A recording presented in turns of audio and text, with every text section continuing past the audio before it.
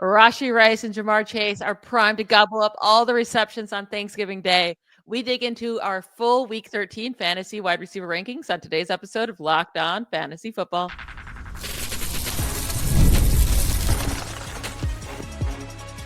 You are Locked On Fantasy, your daily NFL fantasy podcast. Part of the Locked On Podcast Network, your team every day.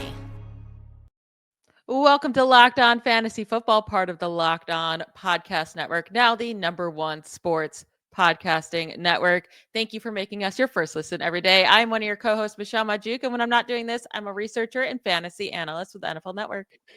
And I'm your other co-host, Vinnie Iyer. When I'm not doing this, I'm writing about NFL fantasy and betting for sportingnews.com.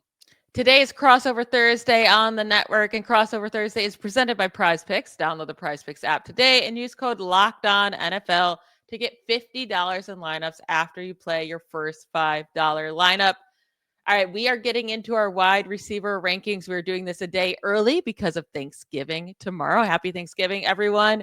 And lots of good games tomorrow happening, and a Black Friday game as well. So we need to get our lineups all set. Let's start right at the top here with our wide receivers. We have the same top 9 in a slightly different order.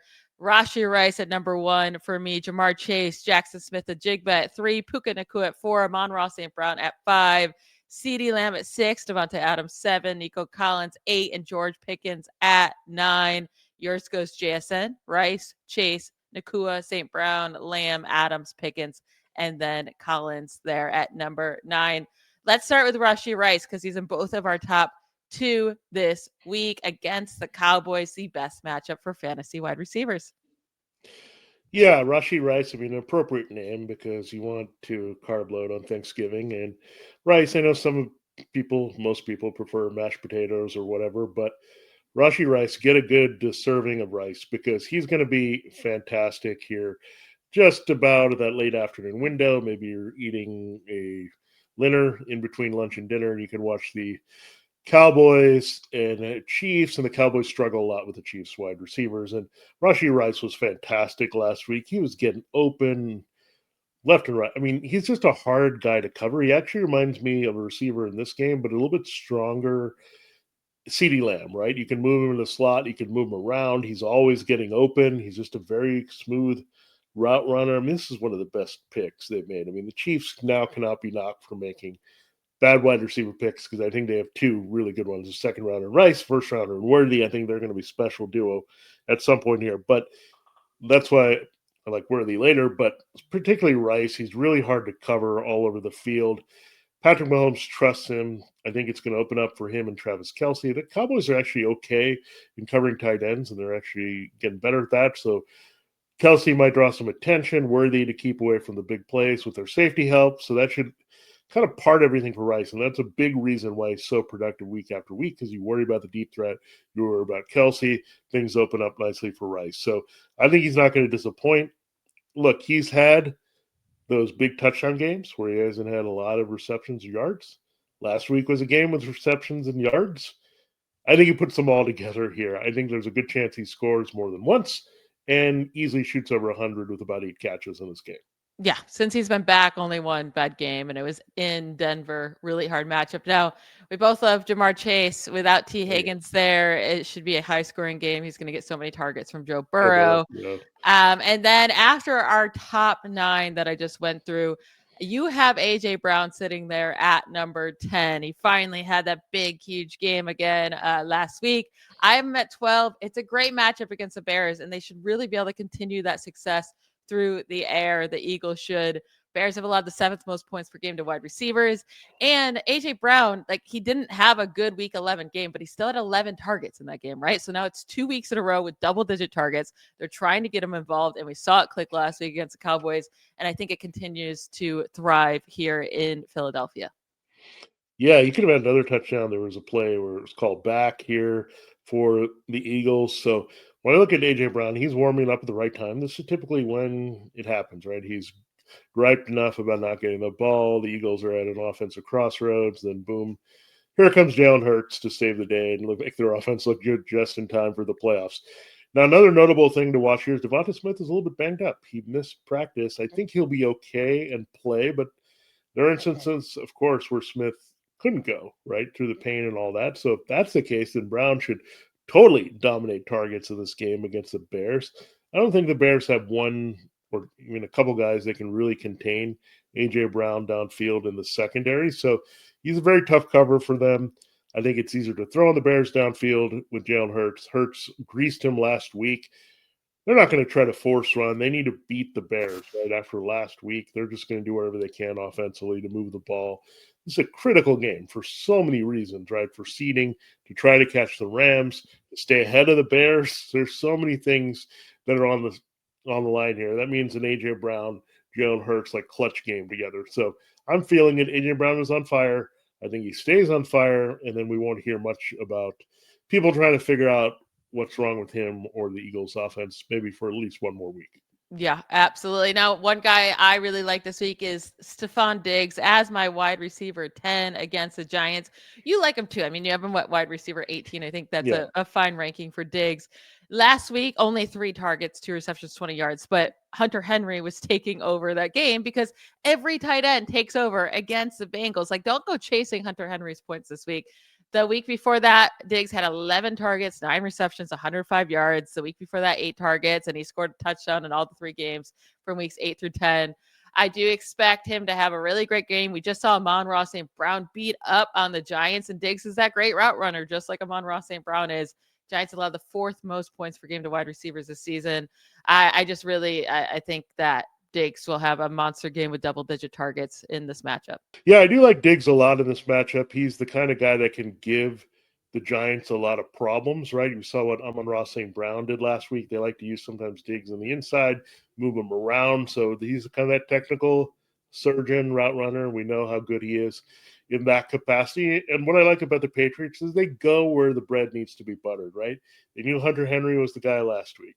They're going to look at all the big plays and all the things in the middle of the field the Giants give up. That's going to help Stefon Diggs here. And look, the other guys, inconsistent, Kayshon Boutte, Demario Douglas, all these other guys that they throw in here. But Diggs is kind of the crux here. I expect Hunter Henry's numbers to fade quite a bit and Diggs to be the big beneficiary of what Drake May does on Monday night.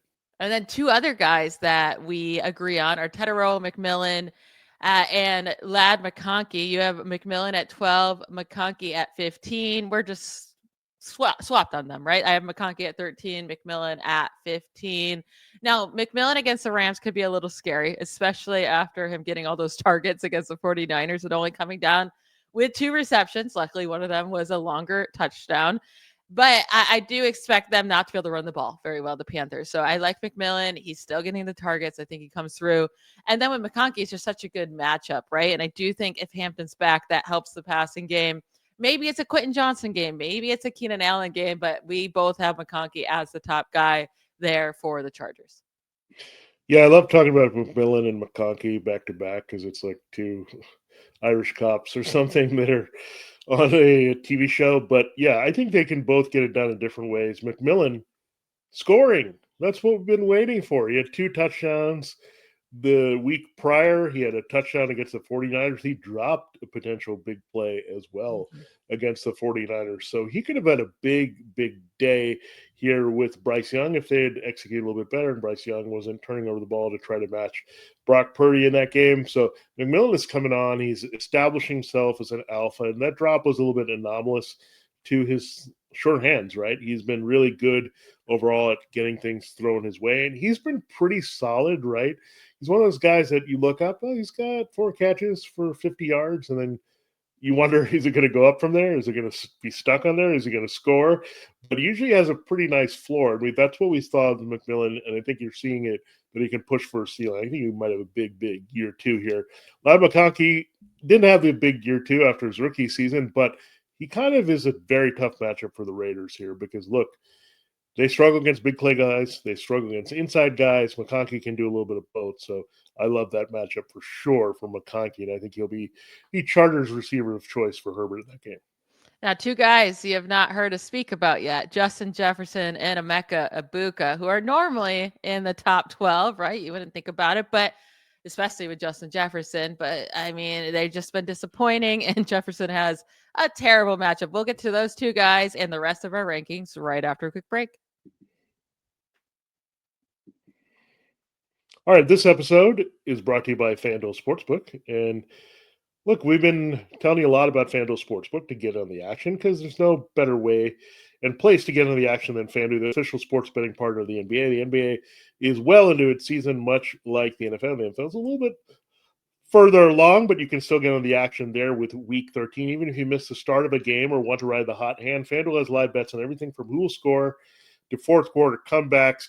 Plus, you can even combine your live bets into same-game parlay for a shot at an even bigger payout, whatever sport you're playing. It keeps every game exciting, especially when your team's making that late push, whether it's for the playoffs, trying to win the NBA Cup, or get in position for the All-Star break. Right now, FanDuel is giving new customers $300 in bonus bets when your first $5 bet wins. So head to FanDuel.com to sign up and play your game with FanDuel, the official sports betting partner of the NBA.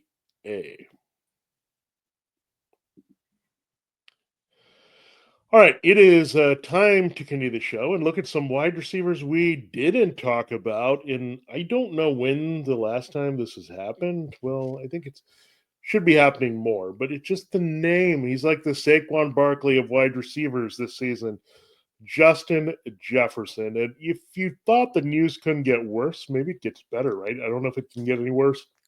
JJ McCarthy has a concussion. Looks like he'll be ruled out for sure against the Seahawks defense. And you're going to have rookie from Minnesota, Max Brosmer, in there now throwing to Justin Jefferson. This actually might be good if Brosmer just says, hey, I'm not going to get cute. I'm just going to throw to my best guy. I know this is the only chance I have to win this game against the Seahawks. Keep throwing to Jefferson. So maybe that'll help, but he's seen the targets. He's seen the action. He needs to see someone who can be accurate to get him the ball anywhere on the field. Yeah, I mean, it can't be. The good thing is it can't be worse than JJ McCarthy, right? Like, you're not going to be like, oh man, Jefferson only scored 5 points instead of 6, right? Like, it's not. It can't. It doesn't really matter that McCaffrey is out. If anything, it gives you some little bit of hope.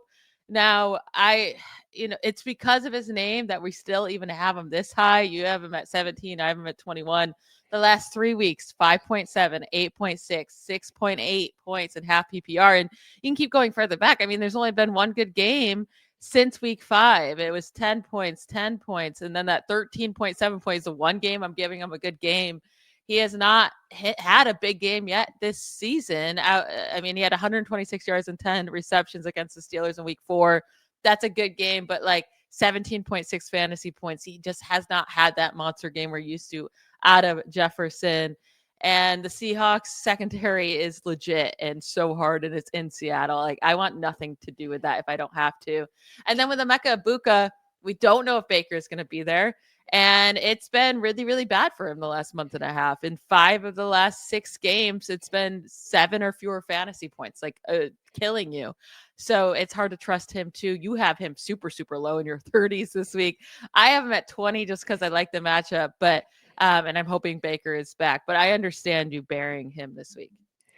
Yeah, and part of it is I don't think he was a independent receiver in terms of he needed the help from the other guys. And we saw that to some degree with Jackson Smith-Njigba, right? He got some help from some veteran receivers to help his numbers. It's really hard when you're the marked man and the only person in the offense as a rookie to get it done because you're still learning and you're still trying to break those double teams. Now, 2 guys I really like, they're on the same team, and I just look at the Commanders' defense. They give up a lot of big plays. I actually might think Troy Franklin has bigger upside this week, but I like Courtland Sutton and Troy Franklin in that game. I think you're going to see the MO of some previous teams there.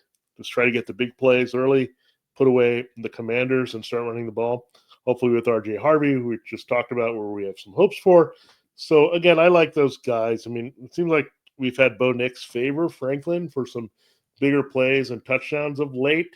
And Sutton has been quiet, but maybe this is a chance for Sutton to reestablish his floor as a wide receiver 2 play, and Franklin to have maybe some upside as a wide receiver 2 play this week. Yeah, I really like Franklin this week. I have him at 18. I mean, Sutton's not too far behind him at 22, but I do have Troy Franklin ahead of Courtland Sutton. You have Sutton up at 14 this week. It's a great matchup, but it's been Troy Franklin that, like you said, that's been Bo Nix's favorite target. He has 11 more targets and 3 more receiving touchdowns than Sutton since week 7. Franklin has seen at least 8 targets in now 5 straight games. If he gets 8 targets in this game again, it's going to be great. The Commanders are the third best matchup you can ask for fantasy wide receivers this season. And in their last games, they have allowed 5 different wide receivers to hit at least 20 fantasy points against them. And no team has allowed more yards per reception to wide receivers this year than the Commanders. So really love Franklin, and Sutton's a fine play as well. Now, one guy you have ranked really high, which you have to explain this to me, is DK Metcalf against the Bills. You have him at wide receiver 13. I'm just giving up on this dude. I have him at wide receiver 35. Like, he's basically, you play him if you have to because you drafted him, and it's hard to find better guys out there, but he's not scoring touchdowns. I guess he did get the rushing touchdown. It was almost a receiving touchdown, so I guess we can give him that. It was more like lateral. But it's just they're not connecting. We'll see if Rodgers comes back with his broken wrist, but I don't know. With this Bills defense, I just don't think it's going to allow a lot of yards to the air. Yeah, that's a good point. I just thinking that there's nobody else, right? It can't be just Warren and Gainwell. I guess it could, right? If they're going to ride those guys, it does seem like Aaron Rodgers is trending to a return. We'll see what that does. The touchdown we know was kind of a weird play with Mason Rudolph, but look, they're probably stuck in between maybe keeping with the Bills for a while with their running game, and then the Bills start to take charge, right? Maybe there's some garbage chances here for Metcalf, and they're going to protect against a big play for sure, the Bills, and don't want to get burned that way. But I think there'll be some things open up for the running game because I think the Bills are very aware that the Steelers want to run the ball. And Aaron Rodgers or Mason Rudolph should be aware of this and see some favorable matchups for Metcalf downfield. So I'm just hopeful that, again, he can have one of his old school touchdown games. Like maybe just, hey, this could be a very important game and we need to see some volume and Rodgers is back. So I'm going there. So, okay, so you have him at 35. I am at 13. So we're going to say he probably finishes at wide receiver 24 this week, which would be okay. And then the wide receiver on the opposite side we're flip-flopped on as well. So basically we're flip-flopped on these two guys, Shakir and DK Metcalf. I have Khalil Shakir, who a guy I normally do not rank high at all, but I just think his skill set's going to destroy the Steelers. Unfortunately, as a Steelers fan, I could just already see it. Wide receiver 17, I'm putting him at this week in half PPR. If it was full PPR, you might even be higher. And you have him all the way down at wide receiver 33. The Steelers' second most points per game allowed to wide receivers this year. We just saw DJ Moore last week, a guy that's done nothing all year long, just eat apart the Steelers because of his separation. Shakir is going to be able to separate. And in 3 of the last 4 games, Shakir has seen 8 targets, 9 targets, 10 targets. Now, last week was the first time the yards came with that, with 110 receiving yards and 8 receptions. But if he gets anywhere close to 8, 9, 10 targets against the Steelers, he's just going to tear them apart because they just stink. They stink so bad. I hate watching them. As you can see, my just sadness inside of me while I'm talking about the Steelers. Yeah, I mean, Shakir is a very tough matchup for them for multiple reasons. The speed, quickness, he can do some damage to the outside. They can give him those little screens where he gets open field and kind of acts like an extension of James Cook in the running game. So there's a lot of ways they can use him. And for me, Michelle, breaking through where I actually recommend Khalil Shakir as a wide receiver 3 in any particular game, that's a big breakthrough. That's a stamp of approval that you should play Khalil Shakir this week because I'm never really excited to go that way. You always have to temper your expectations because they could forget about him and phase him out of the game plan. What if Dalton Kincaid comes back? Now they've swapped out Elijah Moore for Brandon Cooks. What does that do? Like, I wish I could just trust Shakir getting the volume, then I would have him higher, right? If he was treated like a number 1, he's kind of treated like, yeah, the matchup is okay. Kind of like a glorified version of what future and past Curtis Samuel is, but a little bit better than that, right? So, again, I think he's playable. I'll just say that. You have him as a wide receiver 2, I have him as a wide receiver 3. Again, 17 and 33, that probably means he's going to be wide receiver 25 this week. Possibly. I don't know. He He could do it real well this week. A couple guys we haven't talked about. Jalen Warren, we both like him at wide receiver 11 against the Saints. And then in that same game, Chris Olave, I am higher on him than you, but I think he's going to get targets against Miami. So I have him at 14, you have him at 24, but we both have him as a guy that you're going to play this week. But one guy we're different on, Xavier Worthy. You have him all the way at wide receiver 20 this week against the Cowboys. I get it. Great matchup, but I'm not going to trust Worthy in my lineup. If he hits, he hits. But I mean, it's now been 1, 2, 3, 4, 5, 6, 7 straight games not hitting double-digit fantasy points. Like I'm not going to do it. And he's even seen targets 7, 7, 8, but the yards aren't coming. They're too low of yards per reception. I'm not dealing with Worthy this week. Yeah, I'm just hoping that this could be a breakout game for him. He needs. I mean, Rice is just doing so well. Kelsey's been hot. So maybe it helps. I mean, the other thing Worthy's been battling all season is that Hollywood Brown, Tyquan Thornton, some of these other dudes do some of the same things Worthy does. So you can't like break through to be that consistent number 2 to Rice. Like he has to share things. He's the occasional target, but I just think the Cowboys matchup is so good. I don't think I can put him higher than any other matchup this week. I just wouldn't be that interested in playing Worthy. It's kind of like Khalil Shakir. If I'm this high, I would really be interested in playing him. So I think you could do a lot worse than try to get a Patrick Mahomes target in there against the Cowboys secondary. Now let's take a quick break. We'll get to the rest of our wide receiver rankings, guys that are in our lower or wide receiver 2 range, flex play. We'll get to that in just a moment.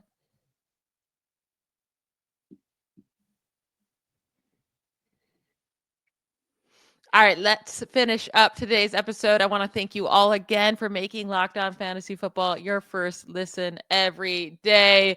We're getting you prepped for Thanksgiving, Black Friday, Week 13 fantasy football, right before everyone's fantasy playoffs coming up. Now, Brian Thomas Jr. could be returning for the Jaguars this week. It's a nice matchup against the Titans, that's for sure. Jakobi Meyers, since being traded there, he's been utilized and has been having he had a solid fantasy day this past week with 50 yards and a touchdown on 6 targets. I think both of these guys are playable, but who do you trust more? Like I actually think I trust Meyers more to at least get you double-digit points over Thomas, but Thomas obviously has a much higher ceiling. Yeah, I mean, I don't know if Parker Washington goes away as a key target here for Trevor Lawrence. He's been so critical, like all over the field, but I also think he plays a slightly different position and is kind of taken over where the Travis Hunter part would be, where I think Meyers and Thomas, I would say, becomes a little bit tricky, right? I know Meyers was known for being a big slot in New England and Las Vegas, but you have Parker Washington effective in that role here. He's about a third of the time in that spot. So it's going to make things a little tougher, right, to trust Washington, Meyers, or Thomas if he comes back. Because, again, Washington has established such a good chemistry really over the past 2 years with Trevor Lawrence. And usually when they get him the ball, they win. So I think it's going to be Meyers versus Thomas. I just don't see Meyers being as big a factor with Thomas back. But let's see how full or how ready Thomas is to return, right? So let's keep an eye on that. It's just very hard. Some of these injuries are just lingering. There's another one we're just going to be talking about with the second-year wide receiver. But, yeah, it just kind of kills. I think there's only so many balls to go around for these receivers, especially include Brenton Strange and then the use of Travis Etienne in the running game. So I'd say Washington's okay, but everything else is a little bit dicey here because Thomas, if Thomas was Thomas, right, from last year and dominated, it'd be an easy question. But now it's a lot harder knowing that he's had a really bad season coming off another injury. Yeah, it definitely is. I have him at wide receiver 25 if he comes back because it is such a good matchup. But I also have Mooney at 31 as a viable flex play. I have Parker Washington down at 41, so I have him as the worst out of the bunch. Now, Michael Wilson has been on a roll with Marvin Harrison Jr. out. Now Marvin Harrison Jr. is back at practice. And I feel like if you can be back at practice, you're probably going to play after appendicitis surgery. So this is the thing. The coaches have come out to say Michael Wilson has earned his targets, has earned, being at the higher level of the pecking order for targets. And he's looked better than Marvin Harrison Jr., right? So I still think you play Michael Wilson, even if Marvin Harrison Jr. comes back. The Buccaneers can definitely be beat by wide receivers. I have Michael Wilson at number 19. You also have him at 19. Where does he move, though, if Marvin Harrison Jr. comes back? And then where do you rank Marvin Harrison Jr.? Yeah, I mean, I think the established chemistry with Jacoby Brissett cannot be forgotten here with Wilson. It's pretty critical, right? And Wilson we liked. Remember that before they went out and made the big draft pick for Harrison. We thought Wilson had a lot of promise being a very key target for this team, and it's come to fruition just a couple years later with more of the opportunity, right? I thought he was really good at Stanford. He was a sleeper. And now you're seeing him with a quarterback that can get people the ball consistently. No offense to Kyler Murray, but Jacoby Brissett has just been a machine in targeting some key guys that he trusts all over the field, while Murray has been very fickle with that in the past. So Brissett has actually changed the course of this, where we can have a conversation of starting 3 Cardinals targets, including Trey McBride. So I think he's in such a groove with McBride and Wilson that Harrison is going to be maybe a guy they look at for occasional targets, a red zone look and all that. So there could be a changing really quick. And Michael Wilson is really looking like the second half fantasy pickup of the year. I think he's going to keep delivering here with the Brissett connection. And look, Harrison, I got to see more. I mean, even when he's been on, he's had some big games, but that was with Kyler Murray, right? We haven't seen it as much develop with Brissett. So it's a tough one, but don't just say the name Harrison is going to be better than Wilson. I think Wilson is still the guy I'd rather play with Brissett. Yeah, Wilson feels like the guy that's going to lead in targets, receptions, and yards, and then Marvin Harrison Jr. could steal the touchdown. So I do think both are playable in this game if Marvin Harrison returns. Now, Jameson Williams had a 0 burger last week and a great matchup against the Giants. Very irritating. Much harder matchup against the Packers this week, but still at home. We expect the Lions to be able to put up points. There's still no Sam Laporta. We've seen him put up 0 points in a good matchup against the Buccaneers in week 7. And then he came back with 3 straight good fantasy games after that. So I don't want to just go benching Jameson Williams. Like, if you roster him, this is what he does. He can have the big games. He can give you 0 points. I think you just have to keep playing him. And then Darnell Mooney, Drake London is out officially again this week. He was involved this past, well, I say involved. He had 1 big play this past week, 74 yards and a touchdown on just 3 targets. But I do think that he's a playable guy again with the Jets, the Falcons are just desperate for weapons right now. Yeah, the Jets have 2 guys that may have been able to contain him that are no longer there, Sauce Gardner and Michael Carter. Inside, big plays, all that stuff with the Jets. And also, Kyle Pitts is not really picking up the slack at all for Drake London. So, and we also have the switch from Michael Penix Jr. to Kirk Cousins. Kirk Cousins was responsible for Darnell Mooney finishing as a wide receiver 3. This is what he does. He makes those big plays. He works on the inside. This is how he gets his points. So basically these guys are very similar, except that Mooney is locked in for the key targets, where really we've seen the Lions can forget about Jameson Williams and still win.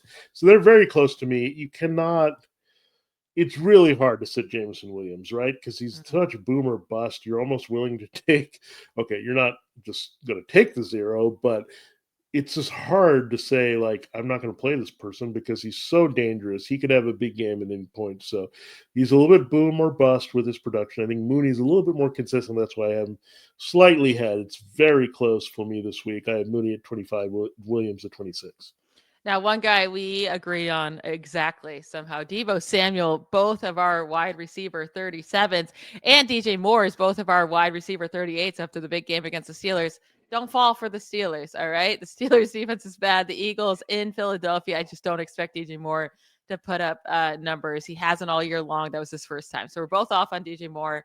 But with Deebo Samuel as well, like the game before the bye week, he had a nice game, 7 receptions, 74 yards, and a touchdown against Miami. He scored a touchdown also in that week 10 game. But the Broncos are no joke. They're allowing the fewest points per game to wide receivers. Even without Patrick Surtain, they've been great.